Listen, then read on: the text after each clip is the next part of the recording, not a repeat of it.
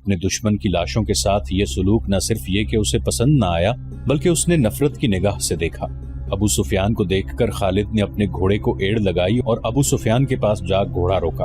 अबू सुफियान, खालिद ने गुस्से और हकारत के मिले जुले लहजे में कहा, क्या तुम अपनी बीवी और इन औरतों की इस वहशियाना हरकत को पसंद कर रहे हो? अबू सुफियान ने खालिद की तरफ ऐसी निगाहों से देखा जिनमें बेबसी की झलक थी और साफ पता चलता था कि उसे लाशों के साथ अपनी बीवी का ये सलूक पसंद नहीं। खामोश क्यों हो अबू सुफियान? तुम हिंद को जानते हो खालिद, अबू सुफियान ने दबी सी जबान में कहा। ये औरत इस वक्त पागलों से बदतर है। अगर मैं या तुम इसे रोकने के लिए आगे बढ़े तो ये खंजर से हमारे पेट भी चाक कर देगी। खालिद हिंद को जानता था। वो अबू सुफियान की बेबसी को समझ गया। अबू सुफियान ने सर झुकाया, घोड़े की लगाम को झटका दिया और मुंह फेर कर दूसरी तरफ चल पड़ा। खालिद भी इस मंजर को बर्दाश्त न कर सका। जब हिंद हमजा रज़ियल्लाहु अन्हु की लाश का कलेजा चबाकर उगल चुकी तो उसने पीछे देखा। उसके पीछे जुबैर बिन मुताम का गुलाम वहशी बिन हरब खड़ा था। उसके हाथ में अफ्रीका की बनी हुई वही बर्छी थी जिससे उसने हमजा रज़ियल्लाहु अन्हु को शहीद किया था। यहाँ क्या कर रहे हो बिन हरब? हिंद ने तहक्कुमाना लहजे में उससे कहा। जाओ और मुसलमानों की लाशों के टुकड़े कर दो। वहशी बिन हरब बोलता बहुत कम था। उसकी कोशिश यही होती थी कि ज्यादा से ज्यादा बात इशारों में कर ली जाए। उसने हिंद का हुक्म मानने की बजाय अपना हाथ हिंद के आगे फैला दिया और उसकी नजरें हिंद के गले में लटकते हुए सोने के हार पर जम गईं। हिंद को अपना वादा याद आ गया। उसने वहशी से कहा था कि तुम मेरे बाप, चचा और बेटे के कातिल को कत्ल कर दो तो मैंने जितने जेवरात पहन रखे हैं वो तुम्हारे होंगे। और वहशी अपना इनाम लेने आया था। हिंद ने अपने तमाम जेवरात उतार कर वहशी बिन हरब के फैले हुए हाथ पर रख दिए। वहशी के होंठों पर मुस्कुराहट आ गई और वो वहां से चल पड़ा। हिंद पर उस वक्त फतह और इंतकाम का भूत सवार था। ठहर जाओ बिन हरब, हिंद ने जोशीली आवाज में उस हबशी को बुलाया। वो जब उसके पास गया तो हिंद ने कहा, मैंने तुम्हें कहा था कि मेरा कलेजा ठंडा कर दो तो तुम्हें अपने जेवरात दूंगी, लेकिन तुम इससे ज्यादा इनाम के हकदार हो। हिंद ने कुरैश की औरतों की तरफ इशारा किया और कहा, तुम जानते हो इन औरतों में कनीजें कौन कौन सी हैं? देखो, वो जवान भी हैं, खूबसूरत भी। तुम्हें जो कनीज अच्छी लगती है ले जाओ। वहशी बिन हरब ने अपनी आदत के मुताबिक खामोशी से चंद लम्हे हिंद के चेहरे पर नजरें गाड़ी, लेकिन उसकी नजरें कनीजों की तरफ न गईं। उसने इनकार में सर हिलाया और वहां से चला गया। कुछ देर बाद मैदान जंग की हौलनाकी में से हिंद की बुलंद और मुतरन्नम आवाज सुनाई देने लगी। मौरिख इब्ने हशाम के मुताबिक उसने तरन्नुम से जो नगमा गाया उसके अल्फाज कुछ इस तरह थे। वो कहने लगी कि हमने बदर के मारके का हिसाब बराबर कर लिया है। एक खूनरेज मारके के बदले हमने एक खूनरेज मारका लड़ लिया है। उतबा का गम मेरी बर्दाश्त से बाहर था। उतबा मेरा बाप था। मुझे चचा का भी गम था, अपने बेटे का भी गम था। अब मेरा सीना ठंडा हो गया है। मैंने अपनी कसम पूरी कर ली है। वहशी ने मेरे दिल के दर्द का मदावा कर दिया है। मैं उम्र भर वहशी की एहसानमंद रहूंगी, उस वक्त तक जब तक मेरी हड्डियां कब्र की मिट्टी में मिलकर मट्टी नहीं हो जाती। अबू सुफियान इस भयानक मंजर को बर्दाश्त न कर सका था। वो पहले ही मुंह फेर कर जा चुका था।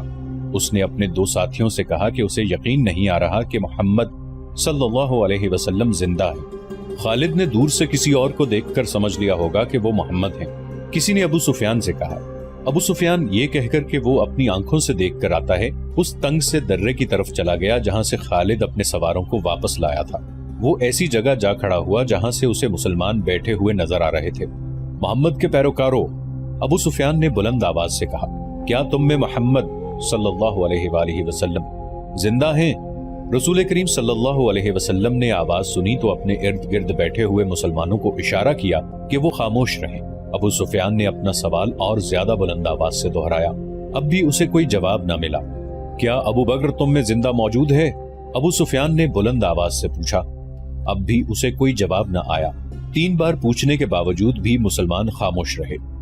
क्या उमर जिंदा है? अबू सुफियान ने पूछा। अब के भी मुसलमानों ने खामोशी इख्तियार की रखी। अबू सुफियान ने घोड़े को दौड़ाया। उसने नीचे देखा। कुरैश के बहुत से आदमी रसूल अकरम सल्लल्लाहु अलैहि वसल्लम के मुतालिक सही खबर सुनने को बेताब खड़े थे।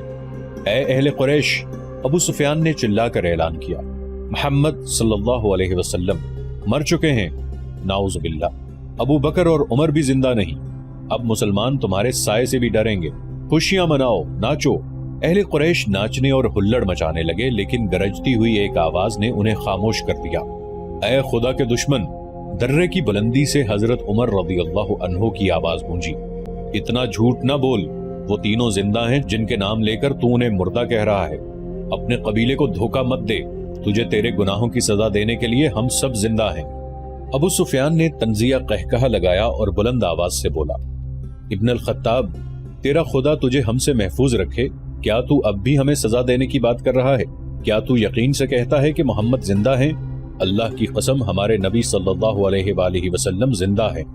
حضرت عمر رضی اللہ عنہ ابن الخطاب کی آواز جواب میں گرجی، اللہ کے رسول صلی اللہ علیہ وآلہ وسلم تمہارا ایک ایک لفظ سن رہے ہیں۔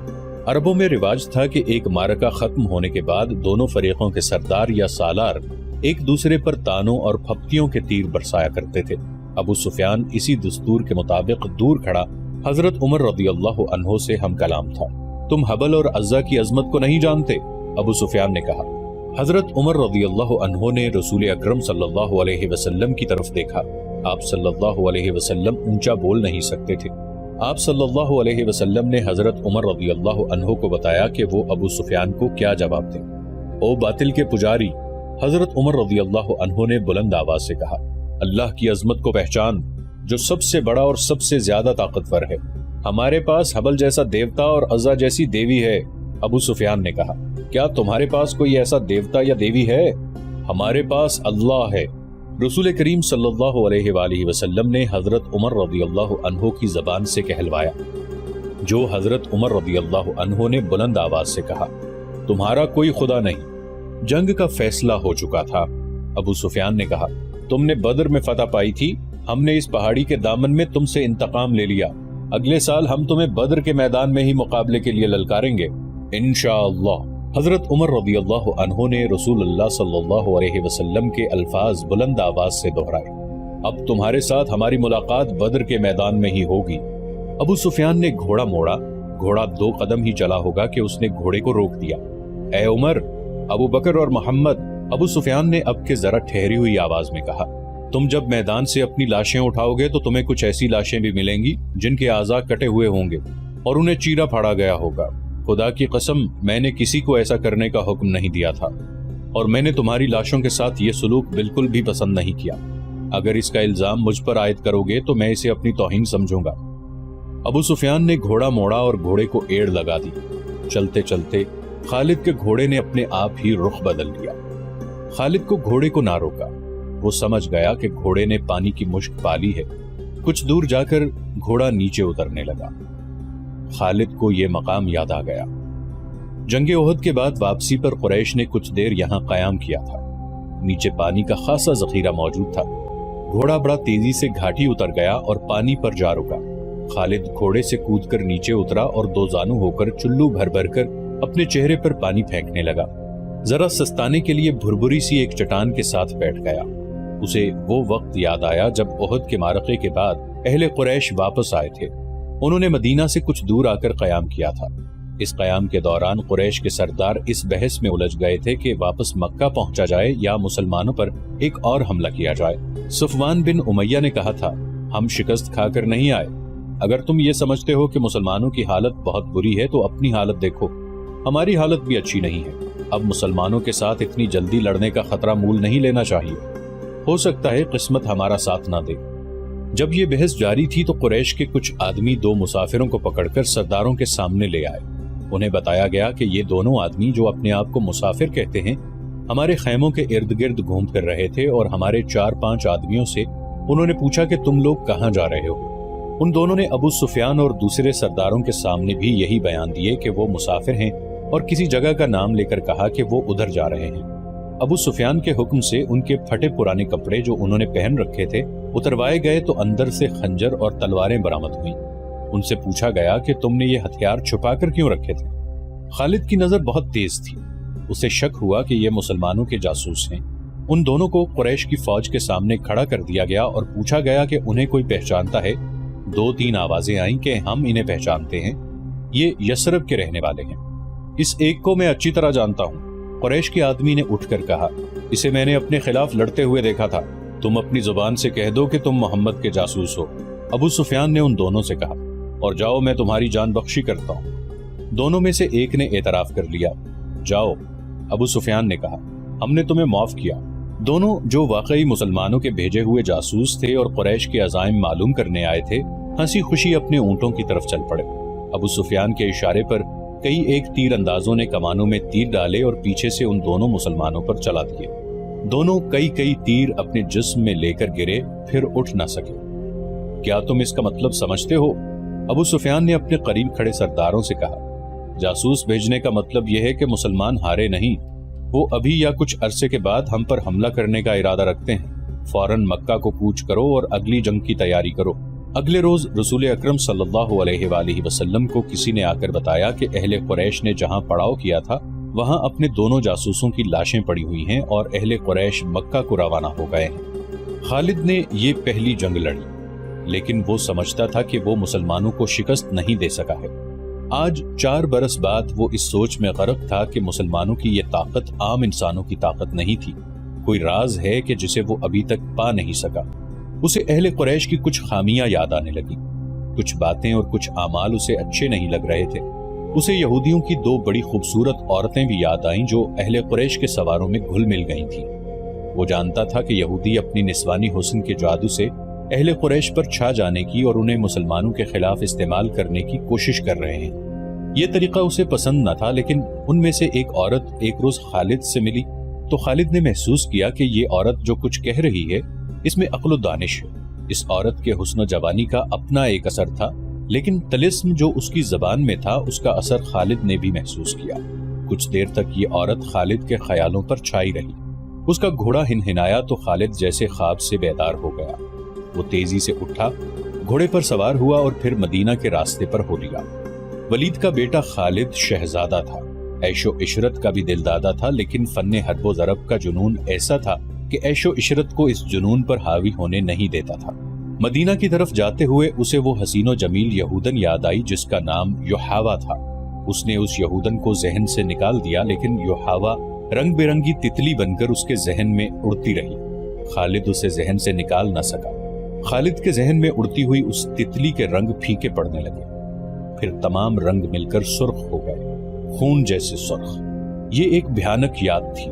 خالد نے اسے ذہن سے اگل دینے کی بہت کوشش کی تھی، لیکن تتلی جو زہریلی بھیڑ بن گئی تھی اس کے ذہن سے نہ نکلی۔ یہ معرکہ احد کے 3-4 ماہ بعد کا واقعہ تھا۔ یہ ایک سازش تھی جس میں وہ شریک نہ تھا، لیکن وہ قبیلہ قریش کا ایک بڑا ہی اہم فرد تھا۔ مسلمانوں کے خلاف کسی سازش میں شریک نہ ہونے کے باوجود وہ دعویٰ نہیں کر سکتا تھا کہ وہ اس میں شریک نہ تھا۔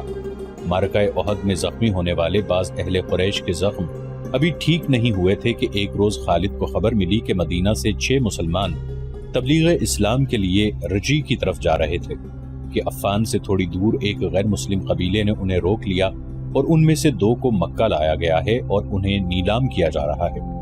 خالد دوڑتا ہوا وہاں گیا۔ وہ 2 مسلمان خبیب رضی اللہ عنہ بن عدی اور زید رضی اللہ عنہ بن دثنہ تھے۔ خالد دونوں کو جانتا پہچانتا تھا، وہ اسی کے قبیلے کے افراد ہوا کرتے تھے۔ انہوں نے اسلام قبول کر لیا تھا۔ ان میں حب رسول صلی اللہ علیہ وآلہ وسلم کا یہ عالم تھا کہ رسول خدا صلی اللہ علیہ وآلہ وسلم پر جان قربان کرنے کو تیار رہتے تھے۔ رسول خدا صلی اللہ علیہ وآلہ وسلم انہیں بہت عزیز رکھتے تھے۔ خالد نے دیکھا کہ انہیں ایک چبوترے پر کھڑا کر دیا گیا تھا اور ارد گرد اہل قریش کا ہجوم تھا۔ ایک غیر مسلم قبیلے کے 4 افراد ان کے پاس کھڑے تھے، دونوں کے ہاتھ رسیوں سے بندھے ہوئے تھے۔ یہ دونوں مسلمان ہیں۔ ایک آدمی چبوترے پر کھڑا اعلان کر رہا تھا، یہ دونوں احد میں تمہارے خلاف لڑے تھے، ان کے ہاتھوں تمہارے عزیز اور خون کے رشتہ دار مارے گئے تھے۔ ہے کوئی جو انتقام کی آگ بجھانا چاہتا ہے؟ انہیں خریدو، انہیں اپنے ہاتھوں قتل کرو اور خون کے بدلے خون بہاؤ۔ یہ آدمی سب سے اونچی بولی دینے والے کو ملیں گے۔ بولو 2 گھوڑے، ایک آواز آئی۔ بولو، بڑھ کر بولو، 2 گھوڑے 1 اونٹ، ایک اور آواز آئی۔ گھوڑوں اونٹوں کو چھوڑو، سونے میں بولی دو، سونا لاؤ، دشمن کے خون سے انتقام کی پیاس بجھاؤ۔ وہ لوگ جن کے قریبی رشتہ دار احد کی لڑائی میں مارے گئے تھے بڑھ چڑھ کر بولی دے رہے تھے۔ خبیب رضی اللہ عنہ اور زید رضی اللہ عنہ چپ چاپ کھڑے تھے۔ ان کے چہروں پر خوف نہ تھا، گھبراہٹ نہیں تھی، ہلکی سی بے چینی بھی نہیں تھی۔ خالد ہجوم کو چیرتا ہوا آگے چلا گیا۔ اور قریش کے سردار کے جنگجو بیٹے، خبیب رضی اللہ عنہ نے خالد کو دیکھ کر بڑی بلند آواز سے کہا، تیرا قبیلہ ہم دونوں کا خون بہا کر اس مقدس آواز کو خاموش نہیں کر سکتا جو غار ہرا سے اٹھی ہے۔ لا اپنے قبیلے کا کوئی نامور لڑاکا اور میرے ہاتھ کھلوا دے، پھر دیکھ کون کس کے خون سے پیاس بجھاتا ہے۔ میدان جنگ میں پیٹھ دکھانے والوں، زید نے گرجدار آواز میں کہا، تم نے شکست کا انتقام ہمارے بھائیوں کی لاشوں سے لیا۔ تمہاری عورتوں نے احد کے میدان میں ہماری لاشوں کے کان اور ناکیں کاٹ کر ان کے ہار اپنے گلوں میں لٹکائے ہیں۔ آج 4 برس بعد مدینہ کی طرف جاتے ہوئے خالد کو خبیب رضی اللہ عنہ اور زید رضی اللہ عنہ کی للکار اور تانے صاف سنائی دے رہے تھے۔ وہ زید کے تانے کو برداشت نہیں کر سکا تھا۔ آج 4 برس بعد اسے یہ تانا یاد آیا تو اس کے جسم نے بھی جھرجھری لی۔ اسے احد کے میدان کا وہ منظر یاد آیا جب ابو سفیان کی بیوی ہند نے حمزہ رضی اللہ عنہ کی لاش کا کلیجہ نکال کر اپنے منہ میں ڈال لیا اور چبا کر اگل دیا تھا۔ اسی عورت نے اپنے ساتھ کی عورتوں سے کہا تھا کہ وہ مسلمانوں کی لاشوں کے کان اور ناکیں کاٹ کر لائیں۔ ان عورتوں نے اس کے آگے کانوں اور ناکوں کا ڈھیر لگا دیا تھا۔ ہند نے ان کانوں اور ناکوں کا ہار بنایا اور اپنے گلے میں ڈال لیا تھا اور وہ پاگلوں کی طرح میدان میں ایک گیت گاتی اور ناچتی پھر رہی تھی۔ اس منظر کو اس کے خامند ابو سفیان نے پسند نہیں کیا تھا۔ خالد نے تو نفرت سے منہ پھیر لیا تھا۔ 3-4 ماہ بعد 2 مسلمان جن کے ہاتھ رسیوں سے بندھے ہوئے تھے اسے تانے دے رہے تھے۔ وہ اوچھے طریقے سے انتقام لینے والا آدمی نہیں تھا۔ وہ یہاں سے کھسک آیا اور اہل قریش کے ہجوم میں گم ہو گیا۔ اسے اس قبیلے کا ایک آدمی مل گیا جو ان 2 مسلمانوں کو پکڑ لایا تھا۔ کسی بھی تاریخ میں اس قبیلے کا نام نہیں ہے۔ مورخوں نے بھی شام کے حوالے سے ایک جنگجو قبیلہ لکھا ہے جو قریش کا اتحادی تھا۔ خالد نے اس جنگجو قبیلے کے اس آدمی سے پوچھا کہ ان 2 مسلمانوں کو کس طرح پکڑا گیا۔ خدا کی قسم، اس آدمی نے کہا، کہو تو ہم ان مسلمانوں کے رسول کو پکڑ لائیں اور نیلامی کے چبوترے پر کھڑا کر دیں۔ تم جو کام نہیں کر سکتے اس کی قسم نہ کھاؤ۔ خالد نے کہا، مجھے یہ بتاؤ کہ ان 2 کو کہاں سے پکڑا گیا ہے؟ یہ 6 تھے، اس شخص نے جواب دیا۔ ہم نے احد میں مارے جانے والوں کا انتقام لیا ہے، آئندہ بھی ایسے ہی انتقام لیتے رہیں گے۔ ہمارے قبیلے کے کچھ آدمی مدینہ میں محمد کے پاس گئے اور کہا کہ وہ اسلام قبول کرنے آئے ہیں۔ انہوں نے یہ بھی کہا کہ ان کا پورا قبیلہ اسلام قبول کرنے کا ارادہ کر چکا ہے، لیکن پورا قبیلہ مدینہ نہیں آ سکتا۔ ہمارے ان آدمیوں نے محمد سے کہا کہ ان کے ساتھ چند ایک مسلمانوں کو ان کے قبیلے میں بھیجا جائے جو پورے قبیلے کو مسلمان کرے اور پھر قبیلے کو مذہبی تعلیم دینے کے لیے کچھ عرصہ وہیں رہے۔ ہمارے آدمی جب واپس آئے تو ان کے ساتھ 6 مسلمان تھے۔ ادھر ہمارے سردار شارجہ بن مغیث نے 100 آدمیوں کو رجی کے مقام پر بھیج دیا۔ جب یہ 6 مسلمان رجی پہنچے تو ہمارے 100 آدمیوں نے انہیں گھیر لیا۔ تم سن کر حیران ہوگے کہ یہ 6 مسلمان تلواریں نکال کر 100 آدمیوں سے مقابلے پر آ گئے۔ ہم نے 3 کو مار ڈالا اور 3 کو پکڑ لیا، ان کے ہاتھ رسیوں سے باندھ دیے۔ شارجہ بن مغیث نے حکم دیا تھا کہ مدینہ سے کچھ مسلمان تمہارے دھوکے میں آ کر تمہارے ساتھ آ گئے تو ان میں سے 2-3 کو مکہ لے جانا اور انتقام لینے والوں کے ہاتھوں فروخت کر دینا۔ ہم 3 کو ادھر لا رہے تھے، راستے میں ان میں سے ایک نے رسیوں میں سے ہاتھ نکال لیے، مگر وہ بھاگا نہیں۔ وہ اتنا پھرتیلا تھا کہ اس نے ہمارے ایک آدمی کی نیام سے تلوار نکال لی، کیونکہ اسے ہم نے نہتہ کر رکھا تھا۔ اس نے بڑی تیزی سے ہمارے 2 آدمیوں کو مار ڈالا۔ اکیلا آدمی اتنے سارے آدمیوں کا مقابلہ کب تک کرتا؟ وہ مارا گیا اور ہم نے اس کے جسم کا قیمہ کر دیا۔ یہ 2 رہ گئے، ہم نے ان کے ہاتھ اور زیادہ مضبوطی سے باندھ دیے اور یہاں لے آئے۔ اور تم خوش ہو؟ خالد نے اسے تنزیہ کہا۔ محمد صلی اللہ علیہ وآلہ وسلم کیا کہیں گے؟ اہل قریش اور ان کے دوست قبیلے اتنے بزدل ہو گئے ہیں کہ اب دھوکہ دینے اور 6 آدمیوں کو 100 سے مروانے پر اتر آئے ہیں۔ کیا تم نے مجھے یہ بات سناتے شرم محسوس نہیں کی؟ کیا ان 100 آدمیوں نے اپنی ماؤں کو شرمسار نہیں کیا جن کا انہوں نے دودھ پیا ہے؟ تم نے میدان جنگ میں مسلمانوں کا کیا بگاڑ لیا تھا ولید کے بیٹے؟ اس آدمی نے کہا، کیا تم محمد کی طاقت کا مقابلہ کر سکتے ہو؟ بدر میں 1000 قریش 313 مسلمانوں سے مار کھائے تھے۔ احد کی لڑائی میں محمد کے پیروکار کتنی تعداد میں تھے؟ 700 سے کم ہوں گے، زیادہ نہیں۔ قریش کتنے تھے؟ ہزاروں۔ سن خالد بن ولید، محمد کے ہاتھ میں جادو ہے، جہاں جادو چلتا ہے وہاں تلوار نہیں چل سکتی۔ پھر تمہاری تلوار کس طرح چل گئی؟ خالد نے پوچھا۔ اگر محمد کے ہاتھ میں جادو ہے تو وہ تمہارے سردار شارجہ بن مغیث کے دھوکے میں کس طرح آ گیا؟ اس کے 4 آدمیوں کو کس طرح مار ڈالا؟ ان 2 کو محمد کا جادو آزاد کیوں نہیں کرا دیتا؟ تم جس چیز کا مقابلہ کرنے کی جرت نہیں رکھتے اسے جادو کہہ دیتے ہو۔ ہم نے جادو کو جادو سے کاٹا ہے۔ شارجہ بن مغیث کے قبیلے کے آدمی نے کہا، ہمارے پاس یہودی جادوگر آئے تھے، ان کے ساتھ 3 جادوگرنیاں بھی تھیں، ان میں سے ایک کا نام یوحاوا ہے۔ ہم نے اپنی آنکھوں سے دیکھا ہے، ایک گھنی جھاڑی میں سے ایک برچھی زمین سے سرکتی ہوئی باہر آئی، یہ برچھی جھاڑی میں واپس چلی گئی اور سانپ بن کر واپس آئی۔ یہ سانپ واپس جھاڑی میں چلا گیا۔ مدینہ کی طرف جاتے ہوئے اسے یہ واقعہ یاد آ رہا تھا۔ وہ اسے یاد نہیں کرنا چاہتا تھا، لیکن زہریلی بھیڑوں کی طرح یہ یاد اس کے اوپر بھن بھناتی رہی۔